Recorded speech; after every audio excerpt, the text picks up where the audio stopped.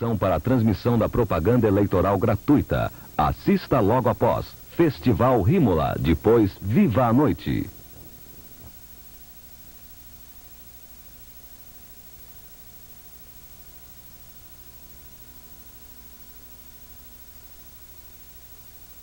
O primeiro grau é a base, tem de ser obrigatório. O governo federal entrará com os recursos do planejamento e a fiscalização.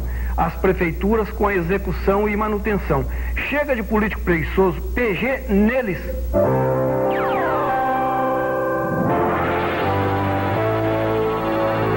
Paulistas, nós representamos o maior colégio eleitoral deste país. Isso também mostra a nossa imensa responsabilidade no resultado desta eleição. Considere o dia 15 de novembro o dia mais importante da sua vida. Ele selará o seu futuro. Vote em Celso Brant para presidente e você estará votando no melhor projeto de governo que este país já teve, a mobilização nacional. Por todos os lugares do país por onde temos andado, as pessoas nos procuram e dizem mais ou menos o seguinte: a sua mensagem é a mais esclarecedora. Na realidade, o Brasil é hoje uma colônia dos Estados Unidos. É um absurdo que haja uma moeda internacional que seja simultaneamente a moeda de um país. É inadmissível a cobrança de juros sobre a moeda internacional. É preciso acabar com o atual sistema financeiro internacional. Infelizmente, porém, a sua eleição é impossível, porque os Estados Unidos não concordarão com ela. São pessoas que têm a cabeça feita pelo sistema de comunicação do Brasil, que está a serviço do dominador estrangeiro. Mas, na realidade, não há nada que impeça o povo brasileiro de escolher aquele que ele quiser para ser o seu futuro presidente. E é fundamental que o povo brasileiro entenda que não há nenhuma possibilidade de interferência dos Estados Unidos no momento em que ele for colocar o seu voto na cabine. Nesse momento, ele tem de voltar a sua ideia para a pátria. Tem de se lembrar da luta secular desse país para se libertar. Tem de se lembrar de que este ano estamos comemorando o bicentenário da Revolução Mineira, a Inconfidência que teve em Tiradentes a sua figura maior. E a melhor maneira de se comemorar o bicentenário da Inconfidência é tornando possível a realização dos seus ideais de libertação do Brasil. Contribua na conta número 409-0330, Banco do Brasil. Professor Armando Correia, bacharel em Ciências Jurídicas e Sociais, em Sociologia, licenciado em Filosofia com uma especialização em Economia, Administração, Ciência Política, Comunicação, Planejamento e Direito Tributário. Eleitor, minha luta, sua luta, é a luta das associações de moradores comunitários das periferias, das cidades e dos campos, para tomar o poder há centenas de anos dominado pela elite. Queremos o poder para instalar no Brasil o municipalismo popular, concebido pela União Nacional dos Municípios, que acabará com dezenas de impostos, centenas de contribuições que tiram o dinheiro da população, e implantará um só imposto, que será arrecadado pelas prefeituras, assistidas pelos Estados Federados e pela União. A minha luta, a sua luta, é a luta das associações de moradores comunitários para resolver os problemas de casa e comida, emprego e transporte, escola e creche, remédio e saúde, terra e segurança para a população organizada em associações, uniões, federações e confederações de moradores comunitários, objetivando o fortalecimento dos municípios e o desenvolvimento do interior.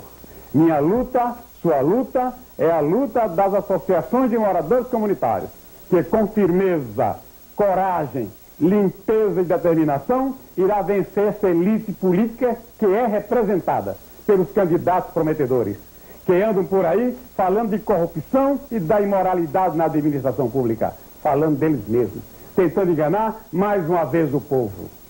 Juntos, comunitários e religiosos, de todas as associações e igrejas, é hora de mudarmos a situação do Brasil Iremos promover o enriquecimento da população, o fortalecimento da empresa industrial, comercial e agrícola e a modernização do Brasil. Solicite cópia deste pronunciamento do professor Armando Correia, escrevendo ao PMB, Caixa Postal 88, São Paulo, capital. Ligue para o PMB em Brasília, 061-225-9937 ou em São Paulo, 011-343998.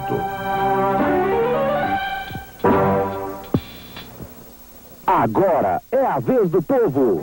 Um programa da Frente Brasil Popular na sua. Aqui você vê a verdade na TV. Aqui é a Vila Duque de Caxias, em Piquete, São Paulo. É chamada a Vila das Viúvas e dos Inválidos. Aqui moram os que sobreviveram aos acidentes nas fábricas de explosivos da região. Estava trabalhando.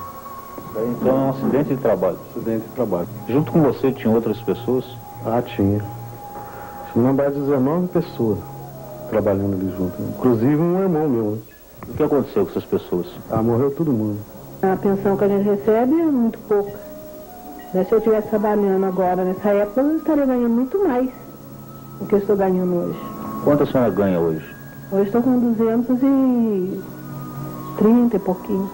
Piquete é apenas um exemplo da guerra que se trava diariamente nas fábricas, nas obras da construção civil e nas lavouras de nosso país. Mesmo nas grandes indústrias, com modernos processos de produção, os índices de acidentes são altos. Aqui imperam a ganância do lucro e o desprezo pela vida do trabalhador.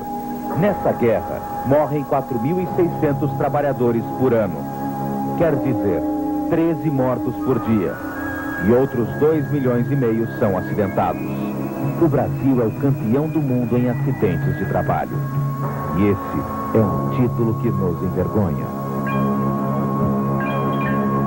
Eu não quero, como os outros candidatos, discutir estatísticas sobre acidente de trabalho e doenças profissionais. Eu quero meter o dedo na ferida do acidente de trabalho. Por que tem tanto acidente de trabalho no Brasil? Será que o trabalhador gosta de se acidentar e perder um dedo como eu perdi em 1963?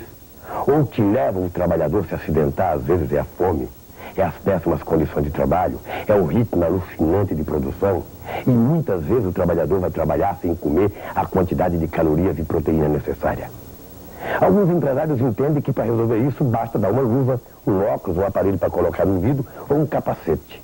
Pouco adianta dar um capacete para o trabalhador se ele está trabalhando em cima da cabeça dele, está passando uma ponte rolante com 40 ou 50 toneladas, porque fica aí na cabeça dele, vai achar para ele o chapéu.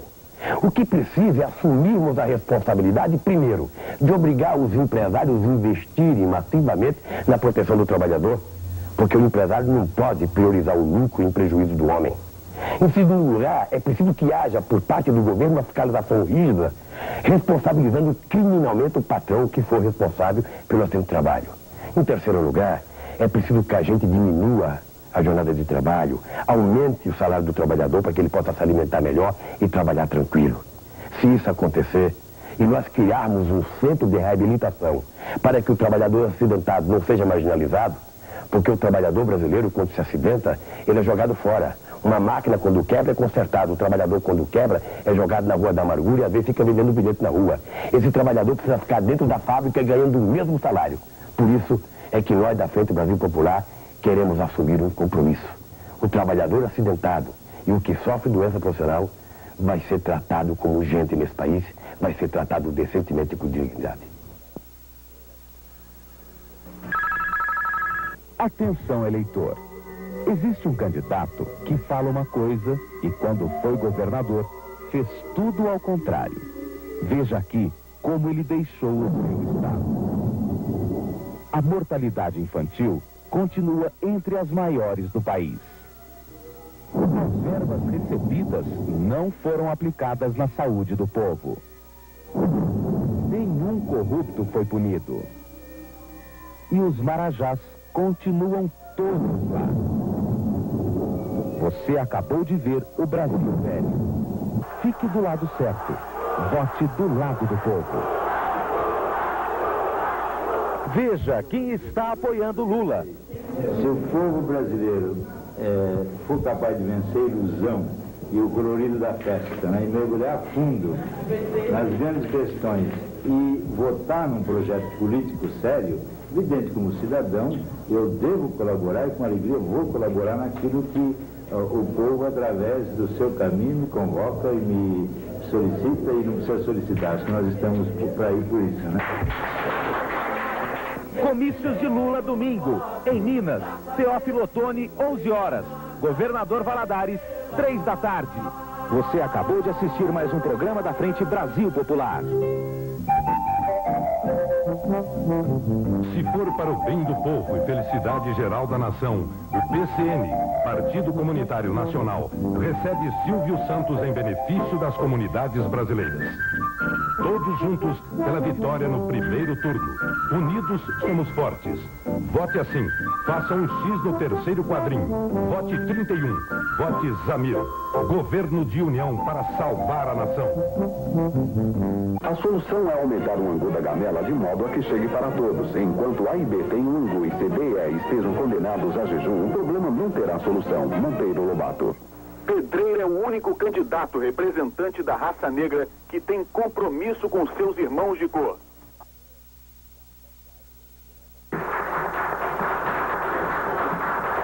No Brasil, da boca para fora, ninguém é racista. Mas na hora de fazer piada de mau gosto, na hora de olhar o negro de cima para baixo, nessa hora o racismo fica claro. Como representante da raça negra, Pedreira não pode deixar de alertar os seus irmãos que nessa campanha existe um candidato a presidente que é racista e não nega. Em 1982, o cantor Aguinaldo Timóteo foi eleito deputado federal pelo PDT. Para ganhar os votos dos fãs de Timóteo, Brizola levava o cantor para os comícios e vivia abraçado com ele. 8 meses depois de empossado como governador do Rio, Brizola e Timóteo tiveram uma discussão.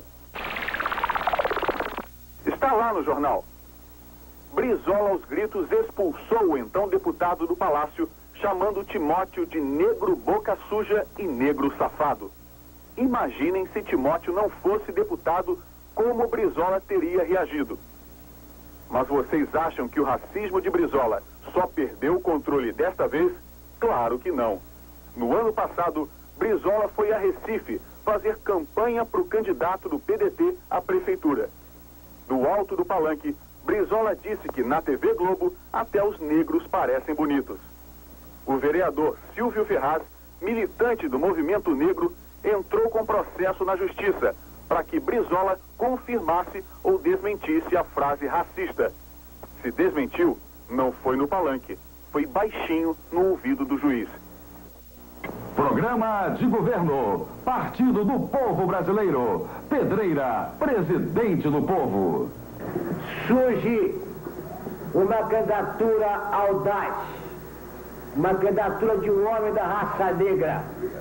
Irmãos da raça negra, eleito presidente, Pedreira vai botar os racistas na cadeia. Vai ver que vem, para presidente, vai ver eu bem. Eu quero dizer que qualquer dos candidatos, e estamos dizendo isso com a responsabilidade de estarmos disputando, nenhum candidato sozinho vai resolver coisa alguma. Não pensem vocês que eleger um homem significa resolver os seus problemas. Ele pode ser parte de encaminhamento de solução, porque solução quem vai dar é um povo organizado. Ele é o que tem a melhor cabeça. Quem dá solução aos problemas é uma sociedade estruturada, é um movimento sindical forte, são associações de moradores, são a entidade das mulheres, são todas as entidades que a sociedade cria, são os partidos políticos, é o voto, é a cidadania, é a expressão da luta de massas, são manifestações como essa, que outros devem fazer, e cada um escolher qual é o seu caminho. É de longe o mais preparado. Nós, brasileiros, podemos criar uma sociedade melhor. Uma sociedade em que a terra seja distribuída para aqueles homens que hoje não têm terra para trabalhar. Que aqui no Brasil se produza cada vez mais riqueza. Mas que essa riqueza beneficie aqueles que trabalharam e que produziram. o mais lúcido também. Sempre na história desse país, a educação e a saúde, principalmente nesses últimos 40 anos, veio se transformando numa atividade, num serviço que só tem acesso, se quiser de boa qualidade, quem tem dinheiro. O programa dele faz sentido. Não pensem que a luta é fácil, porque ninguém abre mão dos seus privilégios, nem dos seus interesses. Então você vai votar nele? Nós, comunistas, temos uma alternativa.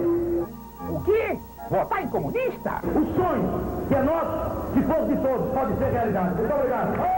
Vergonha não é mudar de ideia. Vergonha é não ter ideias para mudar. Atenção, Pernambuco! Comício de Roberto Freire neste domingo, dia 29, às 8 da noite, no Terminal de Águas Compridas, em Olinda. Segunda-feira, dia 30, no Centro dos Prazeres, às 9 da noite, com presença de Geraldo Melo e show de Reginaldo Rossi, apresentação de Milton Gonçalves. É Freire que vem, para presidente, é Freire meu bem.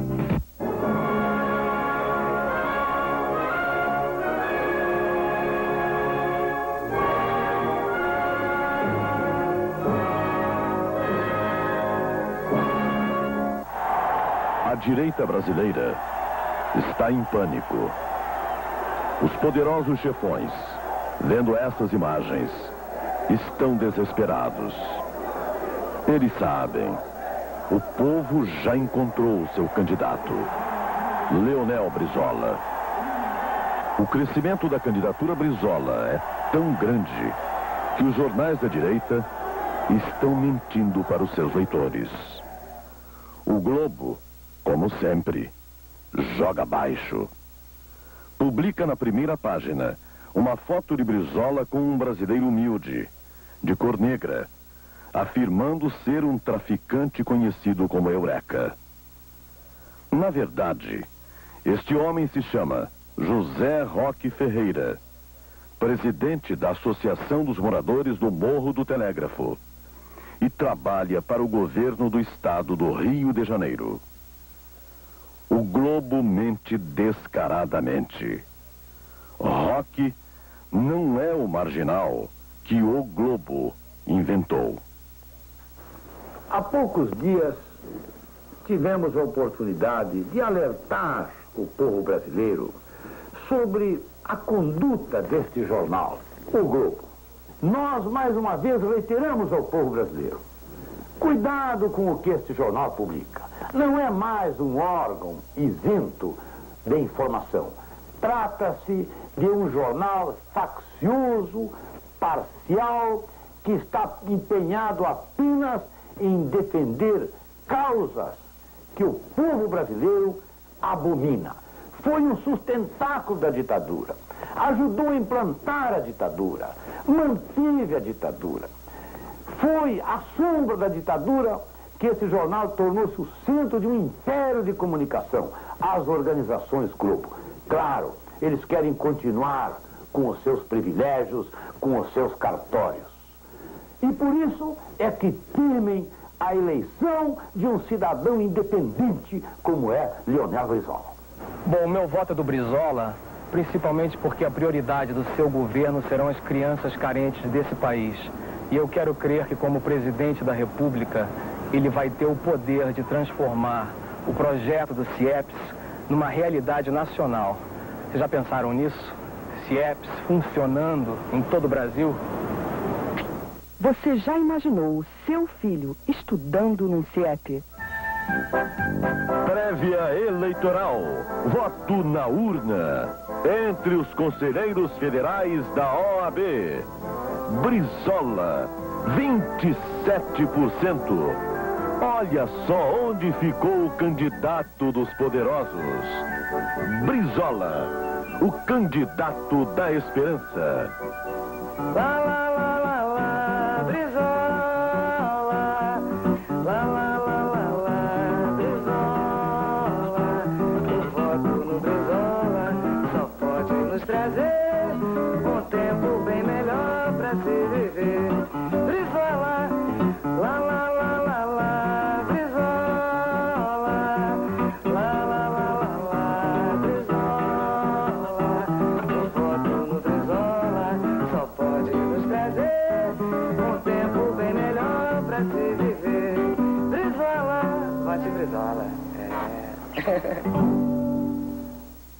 Ajude a campanha do Brizola, adquirindo os bônus da vitória em todos os diretórios e comitês eleitorais do PDT. Brizola no Nordeste neste domingo. Carreatas em Mossoró, Rio Grande do Norte e Campina Grande, na Paraíba. Grande comício em Maceió. Você, que é um alagoano de coragem, vá apertar a mão do Brizola. Votar é muito importante. O número 12 é o número do Brizola. 12 é o número da esperança. Brizola, o candidato da esperança, caminha junto com o seu povo. Maluf, presidente competente. O melhor presidente. No último dia 24, na favela Nova República, em São Paulo, 600 mil toneladas de terra soterraram e mataram dezenas de pessoas. O que você vai ver agora é mais do que incompetência. É a omissão criminosa da administração do PT. Meu nome é Antônio Xavier de Santana, vim dar depoimento sobre a favela do Morumbi. Eu vim chegando do serviço, na hora era 5 horas, né? Aí eu tava tomando banho, a minha esposa falou, Antônio, então tá acontecendo alguma coisa lá embaixo na favela. Aí eu desci correndo.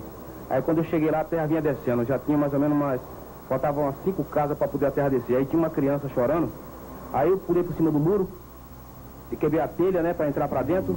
Aí quando eu vi a criança chorando, né? Aí quando eu fui salvar, eu pulei fora, aí o barranco vinha descendo. Aí não deu mais jeito, eu corri e fiquei do lado assim. Aí eu perguntei pro Diordete, né, que ele tinha 2 filhos. Eu falei, Diordete já pegou seus filhos? Eu falei, já peguei. Aí eu fui da Dolores, a Dolores já tinha saído fora e os 2 filhos dela estavam mortos. Foi isso que eu vi chorando, né, que não deu para salvar. Quem tem essa aí embaixo desse aterro todo? É parente seu? É o meu filho de 3 anos, Eliton. Mais alguém que você conhece aqui, ou parentes, amigos? É uma colega minha, tá sobreenterrada ela e o filhinho dele era 2 anos. Aí eu não vi mais nada, aí comecei a chorar e quando desesperei não vi mais nada. Aqui, soterrados sob 20 mil caminhões de terra, estão quase 80 barracos. Esmagados aqui, sob esta montanha, que despencou pela irresponsabilidade da Prefeitura de São Paulo. Estão dezenas de pessoas, homens, mulheres e crianças. Pediam sempre para que esse local fosse visto e nada foi feito. A senhora está sabendo disso? Não estou sabendo. Esta pessoa erundina do PT do Lula, despreparada para exercer um cargo de tão alta importância, aproveitou-se de um período de insatisfação do povo e virou prefeito de São Paulo, a 4ª maior cidade do mundo. Vocês foram reclamar para a prefeitura? Nós fomos reclamar, mas a prefeitura não veio cá. Não veio, não deu providência nenhuma, só veio agora depois que aconteceu. É muito triste que o povo tenha que aprender esta lição a um preço tão alto. A gente foi na prefeitura para mandar parar, eles falaram que ia mandar parar, mas não parou. Olha o que deu, muita gente morreu. E nós vamos ter que sair daqui, para onde?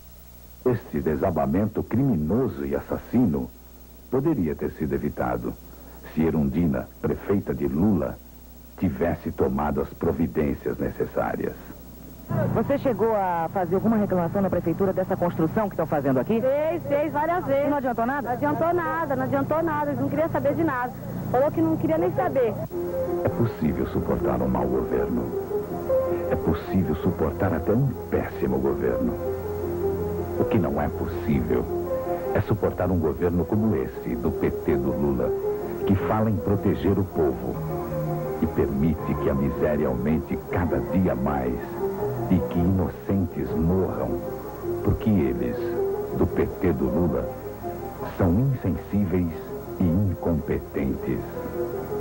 O povo elegeu Erundina, essa despreparada, porque acreditou no Lula. E agora a morte desses inocentes sepulta de uma vez debaixo da terra da favela Nova República a credibilidade de Erundina, de Lula e do PT. Quem que você votou na eleição passada? Votei na Erundina. Você votaria de novo nela? Não votava mais não. não voto mais. Porque ela não está fazendo nada, tá deixando a gente morrer aí, parente meu, colega meu morrendo nessas favelas, eu vou votar para ela, eu não voto mais. Não voto não, de jeito nenhum. O que você acabou de ver não é incompetência. É uma omissão criminosa. É um crime cometido contra dezenas de pessoas, na maioria crianças. O pior é que desde janeiro o PT foi informado de que o desastre poderia acontecer. O que fez? Nada. 5 dias antes, uma moradora da favela, dona Neuza Soares, foi à prefeitura do PT e recebeu a seguinte resposta: ora, esses favelados já estão enchendo o saco de novo. Você vê que o discurso do palanque, da campanha eleitoral, é muito diferente do governo do PT. É isso o que vale uma promessa do PT no governo. Nada. Como médico e pai de Eudes Matar, peço a todos os brasileiros que organizem os diretórios do PLP em todas as cidades do país. Eudes Matar, o último na lista. Fecharei por 6 meses todos os bancos privados desse país. O maior câncer. Enquanto os pequenos empresários estão à beira da falência e brasileiros passam fome, os banqueiros enriquecem com a inflação. Os presidenciáveis ricos não denunciam, pois são comprometidos com os bancos. Chegou a hora de pobre votar em pobre. O eleitor indeciso vai dar um basta. Vai dar marronzinho na cabeça. Faça sua pesquisa. Proteste. Muda Brasil, eu quero ver com força, com vontade, Mário Covas, pelo Brasil da verdade. Mostra pra gente como ser presidente. Vai mostrar pra gente como ser presidente. Tucanou? Tucanei. Já era Mário Covas? Não, não era. Era a Pipe e agora é só Covas. Mário Covas, Mário Covas. O PSDB garante uma boa notícia para o agricultor brasileiro. O Congresso aprovou esta semana a liberação de 9,5 bilhões de cruzados novos para a safra agrícola deste ano. A iniciativa foi do deputado tucano Saulo Queiroz. Sem esse dinheiro, o agricultor brasileiro não teria como plantar bem e com certeza plantaria menos. Depois, porque devolve ao Banco do Brasil o seu papel fundamental de apoio à agricultura brasileira. Nós do PSDB e o senador Mário Covas achamos que essa dupla, que vem jogando junto há tanto tempo e de forma tão perfeita, não pode ser desmanchada, o agricultor e o Banco do Brasil. Garantir a produção agrícola é uma preocupação do governo Mário Covas. Agricultura, uma prioridade do governo Mário Covas. Em Morrinhos, Goiás, Mário Covas viu a vitória da reforma agrária. Em Cascavel, Paraná, viveu de perto a vitoriosa experiência do cooperativismo. Testemunhou em Pompeia, São Paulo, a iniciativa privada formando técnicos agrícolas. Em Turvo, Santa Catarina, comprovou o sucesso da produção nas pequenas propriedades. Apontou solução para o desperdício dos hortifrutigranjeiros no Ceasa, em São Paulo. Sentiu a firmeza das mulheres vencendo a seca no interior do Piauí. Para formular uma política agrícola, nós vamos fazer uma primeira grande divisão. Há um setor dinâmico da agricultura que tem tecnologia avançada, que tem ganho de produtividade, que em geral liga a agro, indústria, inclusive com as cidades próximas. Há um segundo setor estagnado, que não é pequeno não. Tem tecnologia tradicional, mas envolve mais de metade da população economicamente ativa que está na agricultura. Em geral são pequenas, no máximo médias propriedades, e pequenas propriedades, muitas delas voltadas para a subsistência. Nas fronteiras agrícolas, nas áreas mais difíceis do país, na mata, no sertão, no semiárido, na fronteira da Amazônia. Bem, é diante desse quadro que se tem que formular uma política agrícola. As prioridades desta política agrícola envolvem, primeiro, incentivo ao cooperativismo. E isso é algo que interessa fundamentalmente, não apenas ao médio e grande produtor, mas fundamentalmente ao pequeno produtor. As cooperativas, a nova Constituição já o admite, podem se estender, inclusive, ao crédito. O terceiro aspecto a considerar é a criação do seguro agrícola. Neste país há o seguro de crédito. Quando o agricultor vai buscar dinheiro para financiar a sua produção, a sua comercialização, ele assina um seguro.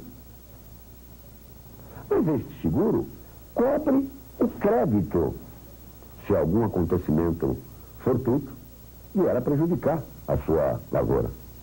Todavia, se esse mesmo produtor usar o seu dinheiro, ele não tem como fazer um seguro para o mesmo acontecimento. É preciso mudar o seguro de crédito para seguro agrícola. É preciso que o crédito para custeio e investimento, e isto vale principalmente para o pequeno produtor, possa ser garantido com pagamento em produto, havendo uma equivalência entre uma coisa e outra. É preciso caminhar na direção da assistência técnica, da extensão rural, com estímulo à pesquisa e ao preparo cada vez maior da mão de obra. É preciso ter muita atenção para um índice chamado infraestrutura. E aí se desdobram a eletrificação rural, a irrigação em todo o país, mas fundamentalmente em áreas que são altamente carentes de água, a armazenagem, a produção de sementes e os transportes. Necessariamente, há que se olhar essa política de um ponto de vista regional. É preciso pensar na oferta d'água no Nordeste, na preservação da floresta na Amazônia, na recuperação de solos no Sul e na eliminação de certos gargalos de infraestrutura, como eletrificação, transportes e armazenagens, nas fronteiras altamente produtivas do Centro-Oeste. É preciso interiorizar a agroindústria. Fazer com que o produto a sair da origem já tenha sido beneficiado e transformado, tendo, portanto, um valor agregado maior. A política agrícola para este país pode permitir, num prazo de um governo, um aumento brutal de alimentos. Mais do que isso, a incorporação contingentes brasileiros vivendo em pequenas propriedades à margem da vida econômica tradicional que pode se incorporar não apenas na produção, como na dignidade da vida humana. Procurando juntos nossa solução, ser a cada dia um povo triunfante, tendo mais saúde e educação. Vamos votar na honra e na coragem de um homem com... E atenção, Brasil! Domingo é dia de festa dos tucanos. Às 9 da manhã tem ato público em Porto Alegre e carreata em Chapecó, Santa Catarina. Às 11h30 em Lages. À 1h30 da tarde em Blumenau. Às 4 da tarde em Florianópolis. E às 6 da tarde, grande comício em Joinville. É Mário Covas, companheiro.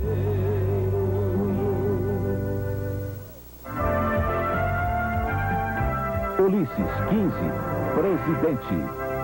31 de outubro, terça-feira, mais um dia histórico para o PMDB. Os militantes do PMDB estarão de novo nas ruas, nas praças, nos clubes, no movimento do tamanho do Brasil. Em todas as cidades, mais uma grande demonstração de força do partido que redemocratizou o país.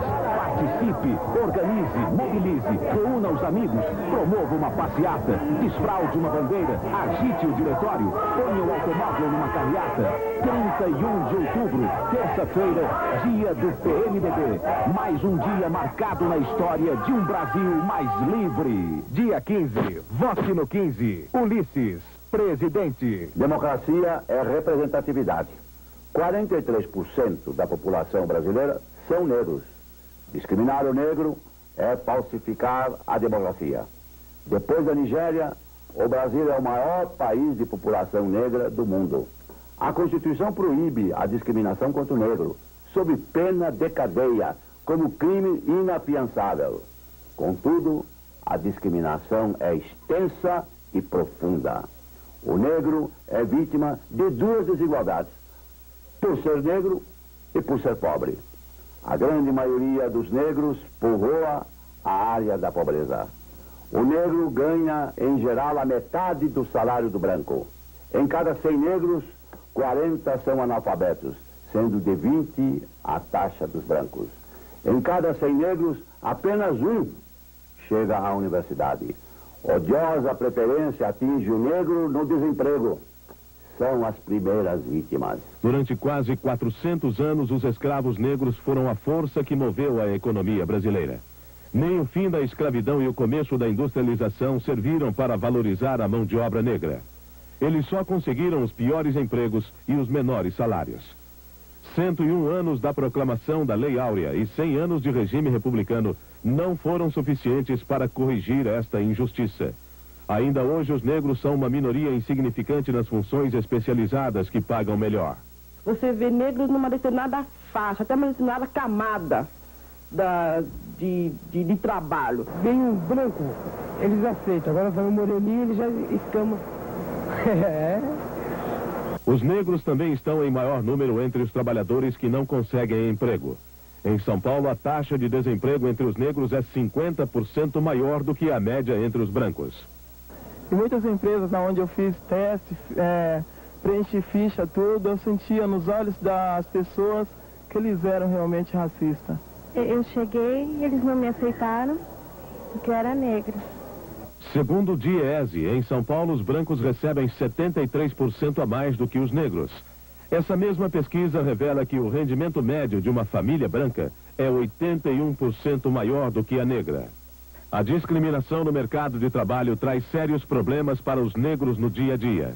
A mesma sociedade que nega o emprego e salário digno trata o negro como vadio, preguiçoso e suspeito. Violência policial é toda hora, é mão pra cabeça, abre a perna, revista tudo, certo? Enfia a mão no bolso da gente, isso toda hora, de minuto em minuto. As lágrimas e o sofrimento no rosto de Dona Antônia Venâncio também são um forte testemunho da violência contra os negros. Na noite do dia 27 de setembro, seu filho Carlos Alberto Venâncio estava conversando com 2 colegas brancos neste ponto de ônibus na zona norte de São Paulo. Segundo as testemunhas, uma viatura da Polícia Militar chegou em alta velocidade e os soldados desceram com as armas nas mãos. Os 3 rapazes saíram correndo. Carlos Alberto entrou no quintal desta casa abandonada e foi morto com 3 tiros. Os PMs alegam que ele estava armado e reagiu. O delegado que registrou o caso nega essa versão e afirma que os rapazes não estavam com drogas. Para a família de Carlos Alberto ficou a dor, a revolta e o medo. Conhecia bem o filho que eu pus na rua, eu conheci o homem meu que eu criei. A gente sofre. E como sofre, viu? A discriminação é muita. O racismo ainda está imperando, não adianta. Como temos nova Constituição, com prescrições taxativas contra a desigualdade por motivação racial, não será mais possível desmoralizar a lei básica do país, não punindo as agressões vergonhosas contra quase metade de nossa população. A contribuição dos negros à nossa cultura é imensa e se evidencia na literatura com o maior escritor brasileiro, Machado de Assis, na música, na pintura, na política, nos esportes, na dança, na religiosidade, na afetividade de nosso povo. Registrou-se o ano passado o transcurso de um século da abolição formal da escravatura em nosso país. Mas, infelizmente, ainda hoje, de forma mascarada ou aberta, em diversos momentos, encontramos barreiras sociais de discriminação da cor da pele. Isto é um absurdo, mas a verdade é que a população negra compõe a grande maioria da população pobre no Brasil. Os negros e mulatos em nosso país são quase a metade do nosso povo. A contribuição da cultura negra à formação da nação brasileira é extraordinária e definitiva. A nacionalidade deste país foi formada por negros, brancos e índios. E dessa miscigenação se formou o nosso povo.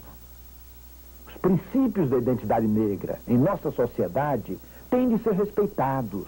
Seu modo de ser, sua cultura, sua religião, não podem ser tomados como meros interesses de turistas ou simples folclore, mas como uma das raízes profundas da nossa cultura, de que tanto nos orgulhamos.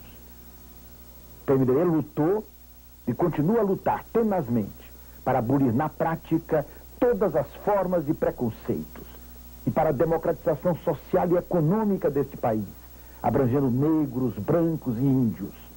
Esse compromisso, Ulisses e o PMDB têm assumido. O Ministério do Trabalho fiscalizará no meu governo as discriminações contra o negro no trabalho.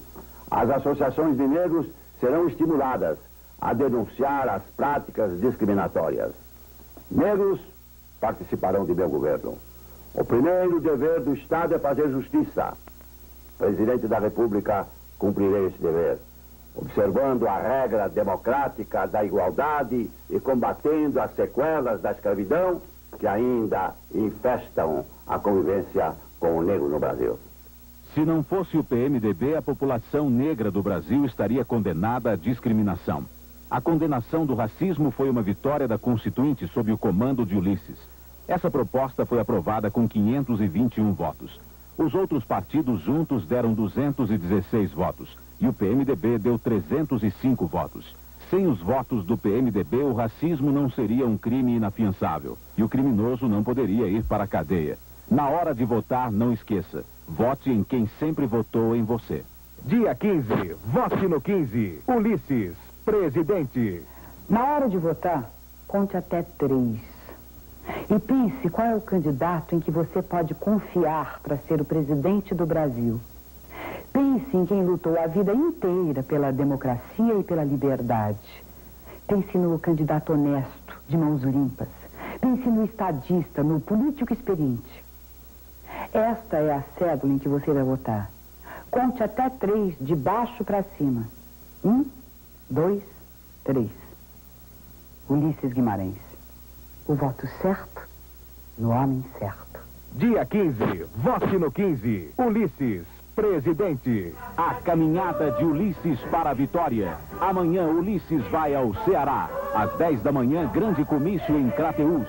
Às 3 da tarde, carreata de Tianguá a São Benedito. Às 3h30, comício em São Benedito.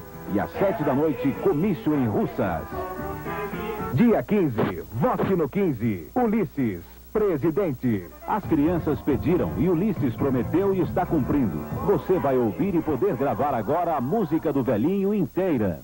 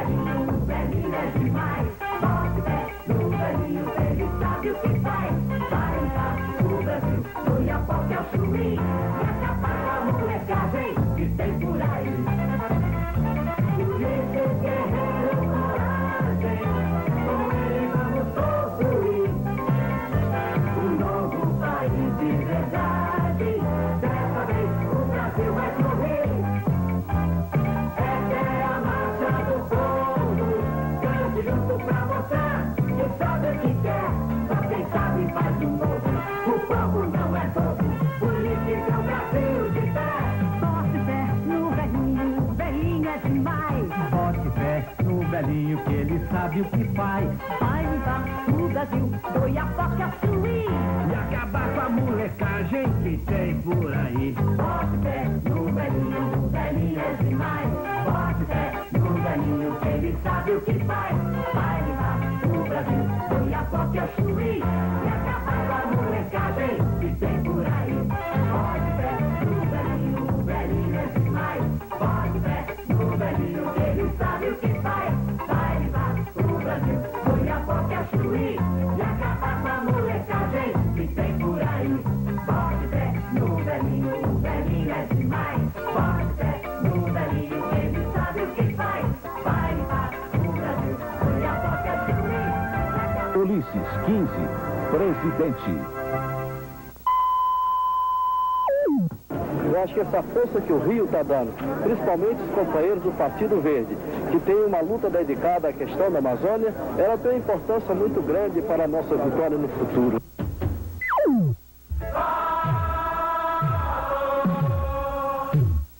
Minha gente, hoje vamos falar sobre o funcionalismo público. Eu quero falar com você que trabalha nas prefeituras e mal tem dinheiro para comer. Com você, professora, professor, médica, médico, que educa os nossos filhos, que toma conta da saúde dos nossos filhos e não é reconhecido com um salário digno. Com você, militar das Forças Armadas e das polícias que cuidam da nossa segurança. Com você, servidor federal, que cumpre com a sua obrigação e é tão mal remunerado. Será que é justo você ganhar tão pouco? Será que é justo um apadrinhado dos poderosos ganhar até 50 salários para ficar sentado no seu trono de Marajá, sem fazer nada? E você, que dá duro 8 horas por dia, ganhar um salário que não dá sequer para pagar a mensalidade escolar dos seus filhos? Foi para acabar com esta pouca vergonha, minha gente, que eu lutei tanto em Alagoas e iniciei uma cruzada que chegou ao Brasil inteiro, a caça aos Marajás. Você sabe, meu amigo, que o serviço público não é para Marajás. É para gente como você que está me ouvindo com a consciência tranquila de quem cumpre com a sua obrigação. É esta injustiça, uns ganhando tanto e outros tão pouco, que nós vamos corrigir quando eu chegar à presidência da República. Você pode estar certo, meu amigo servidor, que eu não vou demitir ninguém que trabalha. Agora, Marajá, corrupto e boa vida, esses vão para a rua. Mas estes não são funcionários públicos. Estes são turistas. Com o dinheiro que se desperdiça hoje com os Marajás, nós vamos, isso sim, pagar melhores salários ao funcionário público que realmente trabalha. Agora, minha gente, chegou a nossa vez.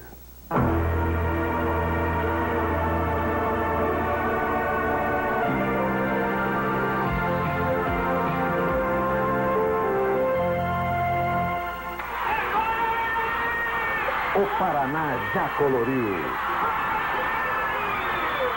Socorro, chegou a hora de acabar com o Marajá. Socorro. Em Pato Branco, o povo mostrou que quer mudar o Brasil com Collor. Vamos botar tudo de novo no lugar do Collor. Pato Branco, a vitória no dia 15. Fernando Collor, presidente. Obrigado.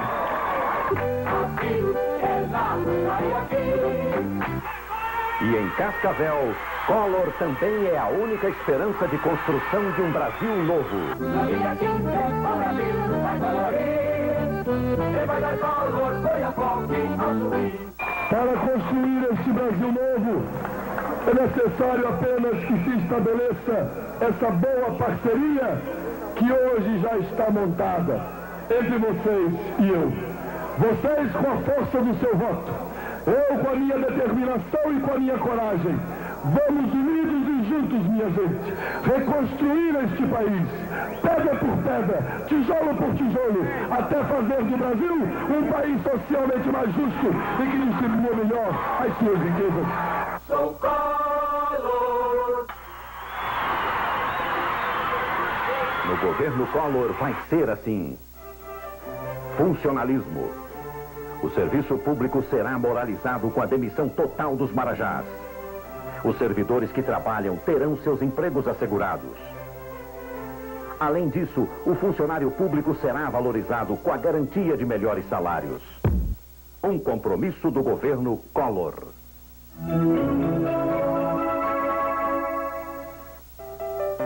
Você sabia que assim que assumiu o governo de Alagoas, Collor congelou o próprio salário e ainda abriu mão do dinheiro que teria direito a receber pelo resto de sua vida como ex-governador? Collor, através da bancada do PRN, está propondo ao Congresso medidas concretas para o combate imediato à inflação. Precisamos do seu apoio. Ligue para nós. Participe você também. Ligue para cá. Chegou a nossa vez. Disque Collor 061-225-1989. A bancada do PRN precisa do seu apoio. Ligue para nós.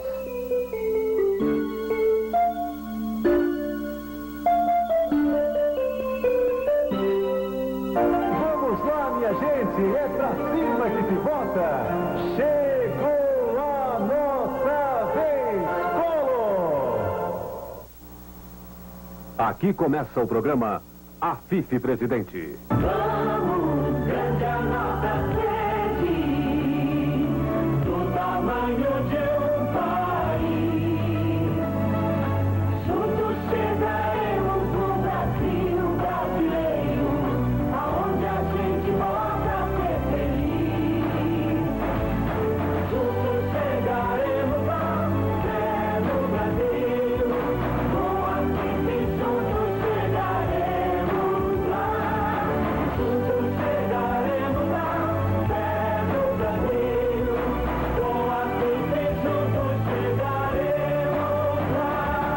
Meus amigos, hoje eu vou pedir a sua atenção e fazer um apelo à sua inteligência. Pedindo que você discuta o que eu vou dizer aqui com sua família, com seus amigos. Vou falar de um programa de vida. Da minha e da sua vida também.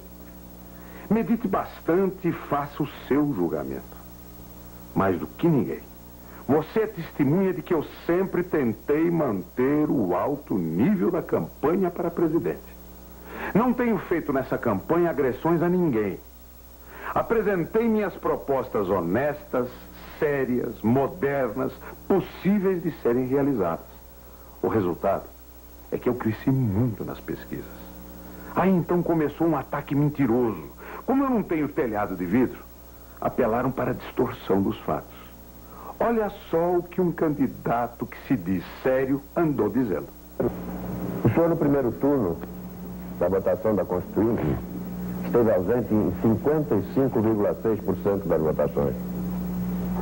E no segundo turno, o senhor esteve ausente em 85,7%. Doutor Covas, acuse-me do que o senhor quiser inventar. Mas dizer que eu não trabalho, que eu fujo das responsabilidades, isso não. Todos nós que exercíamos liderança vivíamos em reuniões intermináveis com o objetivo de chegar a um acordo. Esses acordos iam para plenário para serem votados já com a garantia de que as emendas seriam aprovadas. Nós continuávamos nas reuniões. E eu não ia a determinadas votações, não porque estivesse de férias, não. Mas porque continuava na sala ao lado, trabalhando. E Mário Covas sabe disso. Que coisa mais feia. Agora tentar enganar o povo com uma injustiça tão grande. Eu não gostaria de fazer citações, mas vocês entendem que eu tenho que me defender. Raciocinem comigo. Qual a figura mais ilustre do PSDB? O partido do Mário Covas.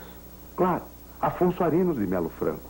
De 1017 votações, ele só compareceu a 255. Então ele foi relapso? Eu acho que não. Claro que ele não foi. Eu o respeito muito pelo seu trabalho e o que ele desenvolveu na Constituinte.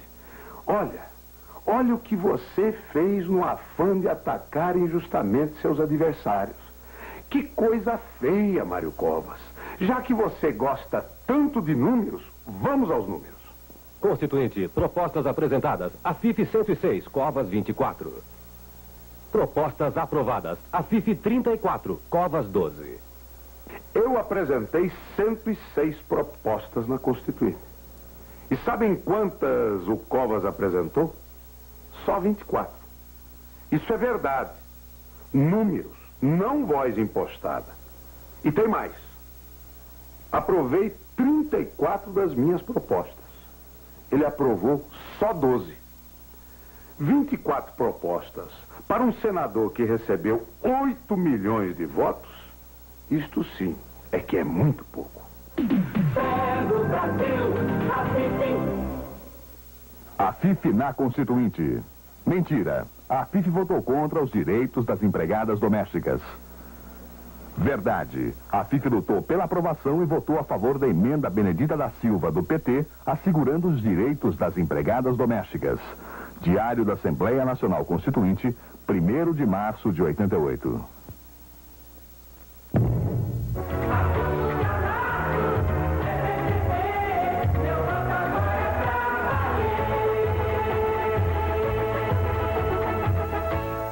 Alguém disse, certa vez, que nada é tão triste quanto uma lâmpada de 40 watts na porta dos fundos de um salão em que o baile acabou.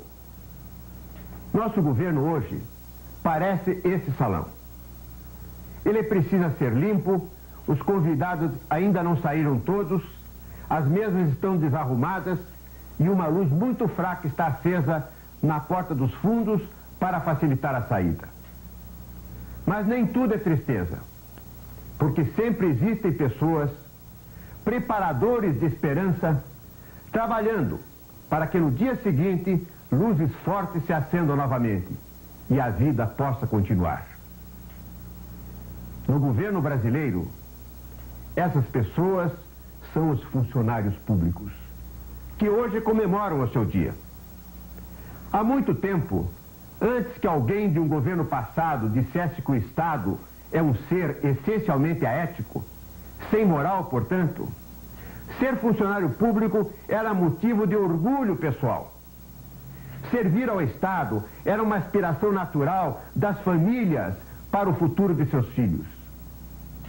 Hoje, quando a lei de levar vantagem em tudo, de levar vantagem sempre, de levar vantagem contra todos, tenta se apossar do caráter nacional, o conteúdo ético do Estado está reduzido ao último dos planos. Mas na democracia, felizmente, os governos passam e o seu corpo funcional permanece. Eu não tenho nem palavras para dizer como é que anda a vida do servidor público. É catastrófica. Nós não temos mais condições nem de morar, nem de comer, nem de viver. A pior das desgraças que já houve dentro desse Brasil aqui é a vida do funcionário público. Porque um funcionário não tem condição de ter uma casa, pode pagar um aluguel de uma casa, não tem condição. Nós estamos passando fome. Quero assumir nesse dia do funcionário público o compromisso de fazer com que no meu governo moral, decência, respeito ao trabalho, reconhecimento do mérito, confiança e fé sejam inquilinos do Palácio do Planalto e de todos os setores do governo federal, com um contrato garantido de 5 anos. Tenho a convicção absoluta de que cada bom funcionário é melhor do que tem sido o conjunto dos governos. Ele será melhor ainda quando as admissões forem feitas sempre por concurso. A avaliação do mérito for critério verdadeiro das promoções. Quando os salários forem compatíveis com a importância das funções. Quando o respeito ao servidor for a prática do dia a dia. Quando o pistolão for apenas uma pistola grande. E o presidente da República for o melhor exemplo a ser seguido. O funcionário público exerce a profissão mais digna de todas, porque ele serve o povo e é pago pelo povo. Parabéns, funcionário, pelo seu dia. Você pode realmente contar comigo. Esta é a cédula eleitoral. Conte comigo de baixo para cima. 1, 2, 3, 4, 5. Marque aqui. Vote 14. Vote Afonso Camargo. Fala Brasil. Ligue PTB. Ligue Afonso Camargo. Você já pensou que está chegando a hora da grande decisão? Você já pensou que depois de 29 anos vai eleger com seu voto o presidente da República? Você já pensou que no dia 15 de novembro você é o único juiz e não pode errar? Você já pensou que só um governo sério pode salvar o Brasil? Se você já pensou tudo isso, então já sabe em quem vai votar. Afonso Camargo, o número 14, o presidente do trabalhador. Todo homem nasce igual em dignidade e direito. Todo homem tem direito ao trabalho em condições e remuneração justas.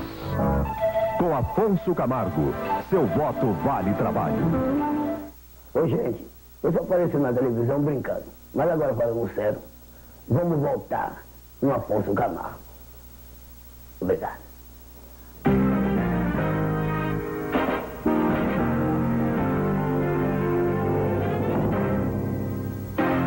No horizonte há uma luz brilhando, é a esperança que já vai chegar.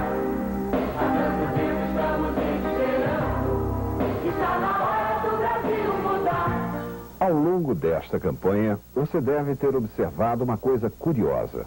Todos os erros administrativos do país estão caindo nas costas dos funcionários públicos. Não se localiza quem é o chefe que conduz erradamente um ministério ou uma estatal. Acusam-se os funcionários. Acusam-se os funcionários até de quererem uma simples reposição do salário devorado pela inflação. 28 de outubro, Dia do Funcionário Público. O falso vilão. Os países que se prezam o funcionário público. Valorizam-o para que o governo, que é um contínuo, não sofra as consequências do processo de rotatividade no poder, que é a essência do regime democrático. Os governantes rodam no poder, mas os servidores públicos permanecem com a sua experiência, com a sua competência, com a sua dedicação, com seu zelo e com seu orgulho de ser servidor para prestar bom serviço ao país. Entre muitos exemplos dos maus tratos a que são submetidos os funcionários públicos por más administrações, destaca-se o das professoras primárias. Eu, professora, educadora em Minas, quero convocar, quero lembrar todo o professorado de Minas e do Brasil, todos os alunos, todo professor aposentado, servente, pessoal docente e discente das escolas. Todo o sistema de educação que nós temos em Minas, de bom e que funciona, foi criado na gestão de Aureliano Chaves. Após isso, nada se fez, nada se criou para beneficiar a educação do Estado de Minas. Um outro bom exemplo de que o funcionário público não é um marajá. Os cientistas. Homens e mulheres que no exterior ou na iniciativa privada poderiam estar ganhando muito mais. Mas trabalham para o conjunto da sociedade. Trabalham para todos nós. Eu acho que ele colocou várias ideias que merecem reflexão e que certamente a comunidade Biomanguim, comunidade da Fundação Oswaldo Cruz, em especial os cientistas a quem ele se referiu de uma forma muito clara e bastante contundente, como as pessoas que poderão dar uma reversão no quadro do desenvolvimento científico, do desenvolvimento econômico e social do país, né? Mostra que devemos realmente ter profunda reflexão nas palavras do presidenciável Aureliano Chaves. Certamente foi muito feliz na colocação de suas ideias nesse debate que tivemos há pouco tempo. Até parece hora do recreio e numa eleição para presidente da República. Tem gente prometendo acabar com a miséria e com a inflação em poucos dias. Cuidado com as promessas fáceis. Quem faz isso não sabe da missa metade. Pense bem. Pense 25. Vote Aureliano. E como sempre, Aureliano Chaves está aberto a todas as questões. Mesmo aquelas que, para muitos, poderiam parecer pessoais. Doutor Aureliano Chaves, na atual situação que o senhor está nas pesquisas, com índices muito baixos, o senhor já pensou qual será o seu futuro se as urnas confirmarem esses baixos índices em votos? Meu caro José Neumann, nós já nos conhecemos já há algum tempo. E desse conhecimento nasceu uma mútua estima. O homem público não desempenha o seu papel na vida pública apenas ganhando a eleição. Ele tem que desempenhar um papel pedagógico. Ele tem que necessariamente fazer uma pregação cívica na qual ele acredita. Porque um país não termina com uma eleição. E, necessariamente, quando se dá um mau exemplo na eleição, em função, às vezes, do mau exemplo, se tira fruto eleitoral. Este fruto eleitoral, antes de ser benéfico para quem o conquistou e para o país, transforma-se na realidade, às vezes num flagelo para o país e para o candidato que conquistou estes frutos através de uma pregação que ele não consegue transformar em realidade quando assume o governo. Eu entrei nesta luta convocado pelo meu partido para prestar naturalmente um serviço ao partido, fazendo a pregação do partido, levando aos brasileiros a nossa visão, o que o partido pensa de um programa de governo, de um projeto nacional. E em função disto, que eu me coloco na luta. Se o povo brasileiro compreender isto, muito bem. Se não compreender, eu penso que não deslustrei a competição. Mantive a competição no nível de dignidade. Austeridade, autoridade, dignidade. Aureliano 25, um voto de confiança. Eita ferro. E os jogadores de futebol, hein, compadre, estão ganhando o que quer. Mas no Brasil é a única reforma agrária que funciona. Ué, como assim? Ô, compadre, com o futebol é o único jeito de você ganhar dinheiro no campo. Trem doido, senhor. Mas deixa estar, quando o homem chega lá, nós ó. Sabe o que faz falta? Sinceridade, honestidade, caráter, vergonha na cara e jogo limpo. Pense. Pense bem. Pense 25. Vote Aureliano.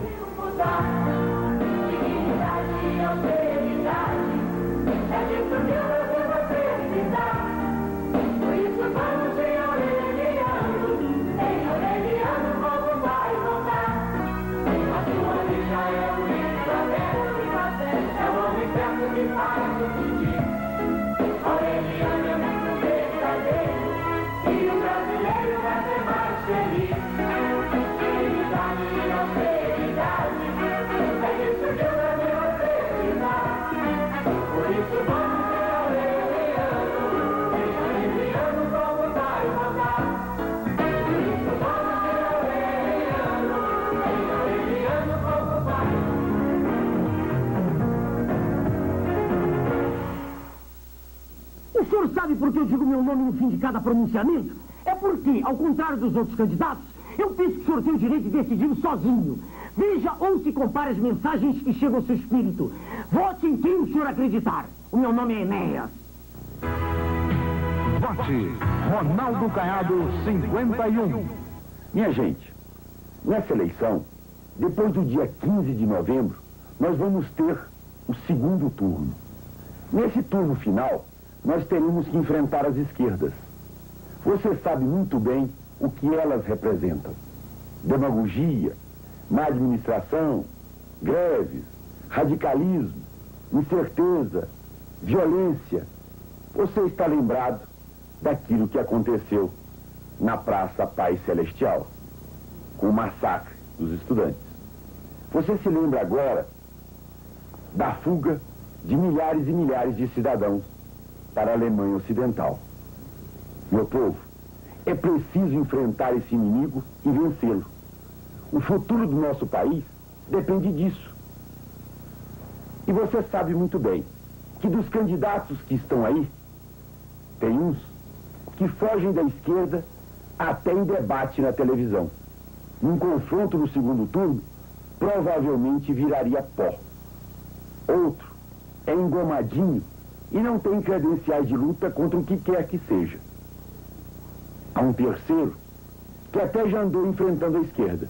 O problema é que todas as vezes foi derrotado por ela. O outro, este é perigoso, é um esquerdista apontado como progressista confiável, mas que é apenas um lobo enfiado em pele de cordeiro. Minha gente, eliminar o perigo da esquerda exige uma candidatura que tenha a tradição de enfrentá-la e principalmente de vencê-la. E agora é a nossa hora, porque já fomos vitoriosos contra ela em todas as lutas na Constituinte. E chegou a vez de consolidar a verdadeira democracia no país. Eu conto com você, com o seu voto, e se Deus quiser, vamos para a vitória final no dia 15 de novembro de 89. No dia 15, vamos inverter a situação. Vote 51.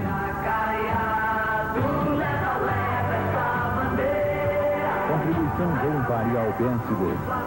Conta número 409, 999-0, Banco do Brasil.